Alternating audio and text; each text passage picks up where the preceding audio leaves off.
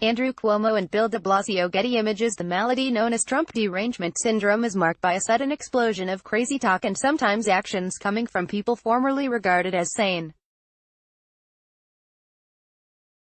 Its sufferers, most, but not all, living on the left wing of the political spectrum, are prone to declare Donald Trump an existential threat to everything, and therefore feel entitled to fight fire with fire. Think of the threats of impeachment before Trump was even inaugurated. Or the fantasies of unhinged celebrities such as Kathy Griffin, Robert De Niro and Madonna that the president or his family suffer violence and maybe death. All this reprehensible conduct was winked at by the national media because Trump is obviously such a bad person.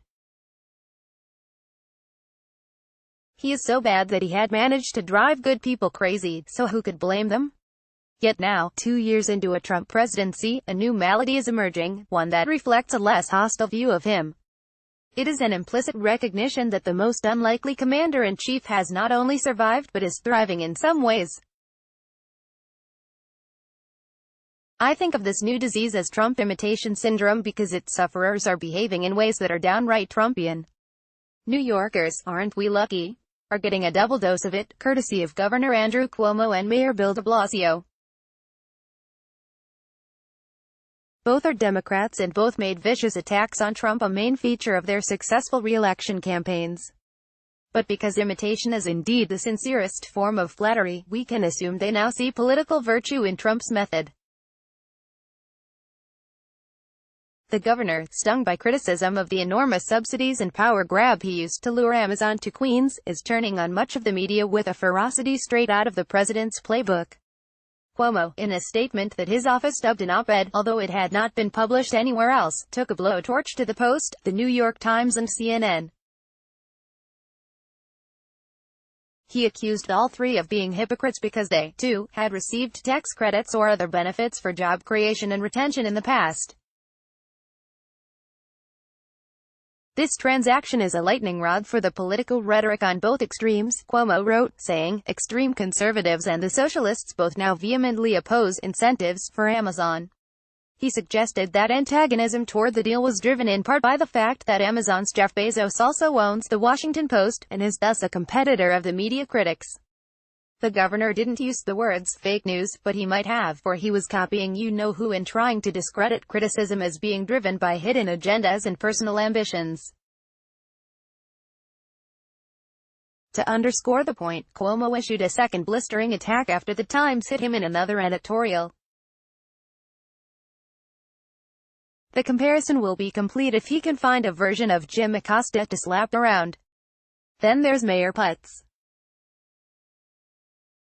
His own 2017 campaign featured so much presidential bashing that one left-wing outlet credited him with teaching Democrats how to fight Trump, and another said he finds his mojo as the anti-Trump. That was then. But last Friday, while New Yorkers were still recovering from a disastrous City Hall response to a 6-inch snowstorm, the mayor fired the head of the Department of Investigation, the city's chief watchdog.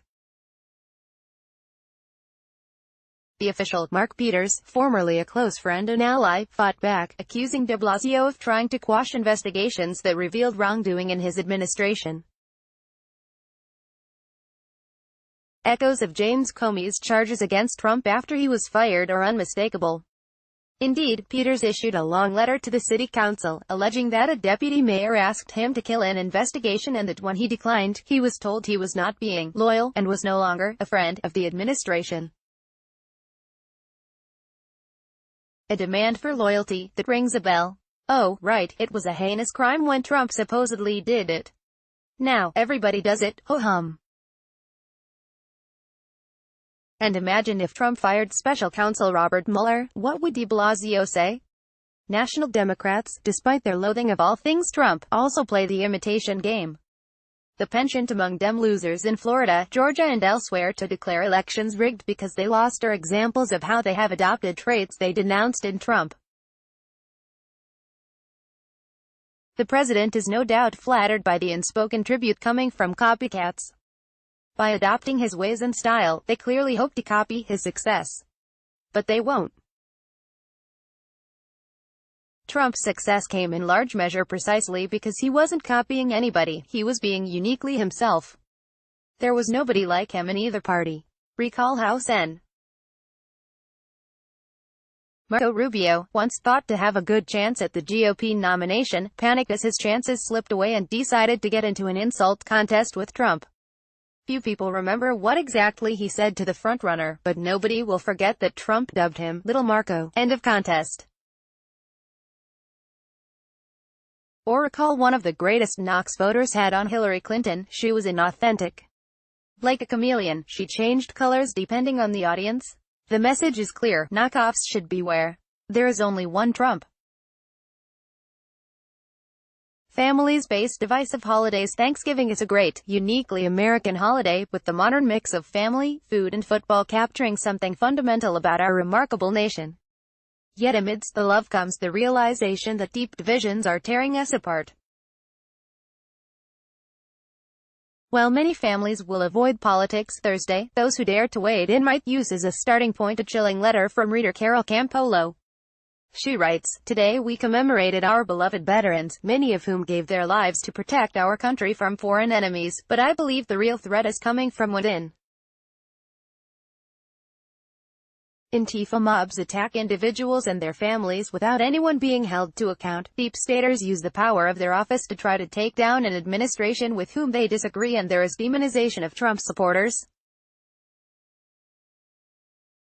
I believe our country has gone over the edge, and only a miracle or unfortunately some catastrophic event can bring us back together. There are so many of us out here who are devastated and feel helpless to change the negative trajectory of our beloved country.